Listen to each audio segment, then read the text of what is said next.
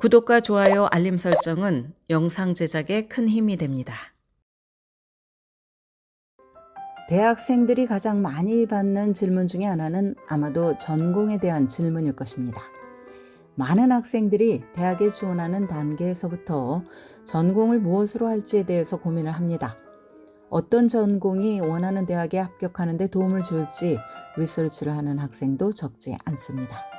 전공은 대학 캠퍼스에서는 중요하지만 향후 직업을 예측하는 데는 그다지 효과적이지 않다고 전문가들은 말합니다.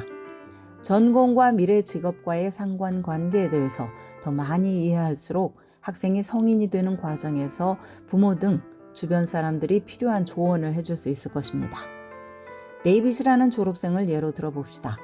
데이빗은 영문학 학사 학위를 취득하고 대학 졸업 후에 1년 뒤 미국 최대의 투자은행인 JP 모건 체이스의 재정 분석가로 고용이 되었습니다. 데이빗은 취업 과정에서 영문학 전공의 근본이 되는 커뮤니케이션 스킬을 이력서를 통해서 강력히 부각하는 방법으로 자신의 가치를 입증했습니다.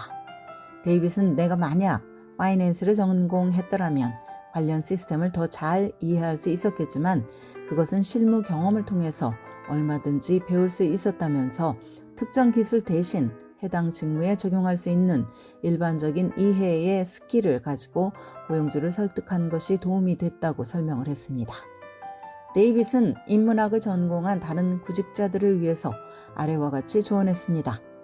내 위치를 올바르게 잡는다면 영문학 전공은 실제로 가장 유연한 학습 분야 중에 하나라는 것을 발견할 수 있다며 영문학 등 인문학 전공자가 이 점을 이해하고 고용주에게 명확하게 인문학의 장점을 표현할 수 있다면 거의 모든 분야에서 성공에 한 걸음 더 다가갈 수 있을 것이라고 설명을 했습니다. 이 조언은 대학에서의 전공과 배움을 향후 직업에 어떻게 적용할지 궁금해하는 학생들에게 용기를 북돋워 줄 것입니다. 과거에 사람이 했던 역할을 오늘날에는 인공지능을 비롯한 테크놀로지가 대체하고 있습니다. 이처럼 급변하는 세상에서 대학 지원자들은 열정과 현실 사이에서 혼란을 겪기 쉽습니다. 그러나 연륜이 쌓일수록 커뮤니케이션, 비판적 사고, 민첩한 문제 해결 능력 등 소프트 스킬의 중요성을 점차 깨닫게 될 것입니다. 의학, 법률, 회계, 엔지니어링 등 일부 전문 분야에서는 취업 경로가 비교적 명확합니다. 하지만 항상 그런 것은 아닙니다. 뉴욕 연방준비은행의 연구에 따르면 대학 졸업생 3명 중에 1명만이 전공 분야와 관계 있는 일을 합니다. 다른 출처에서는 전공 분야에서 일하는 미국인 비율이 더 높지만 여전히 46%에 불과합니다. 스타벅스를 창립한 하워드 슐츠와 전 유튜브 CEO인 수잔 워지스키는 미국에서 가장 유명한 비즈니스 리더 중에 일부는 인문학 학위를 취득을 했습니다. 슐츠는 대학에서 커뮤니케이션, 워지스키는 역사와 문학 전공자입니다. 워지스키는 이후 석사 과정에서 경제학을 공부했지만 대학에서 인문학 공부로 기초를 닦은 것입니다. 시기와 운도 구직 활동에 영향을 미칠 수 있습니다.